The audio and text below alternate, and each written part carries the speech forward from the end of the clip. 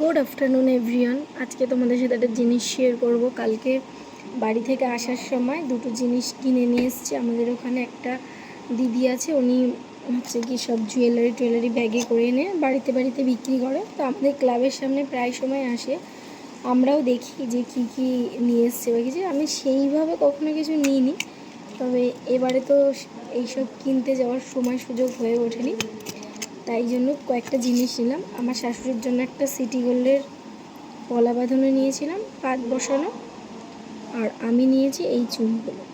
এই চুড়ি দুটো আমার খুব পছন্দ হয়েছে, তো এটা আমি নিয়েছি। এটা বড় সাইজে, সরু সরু চারটে নিয়েছি। আর নিয়েছি, দেখাচ্ছি,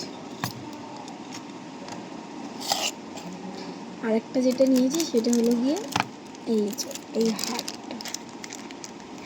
এটা আমার খুব পছন্দ হয়েছে, এটা আমি অনেক কিছুর সাথে ইউজ করতে পারবো সেটা ভেবেই নিয়েছি, মাল্টি কালারের। তো কেমন হয়েছে তোমরা অবশ্যই কমেন্ট করে জানিও।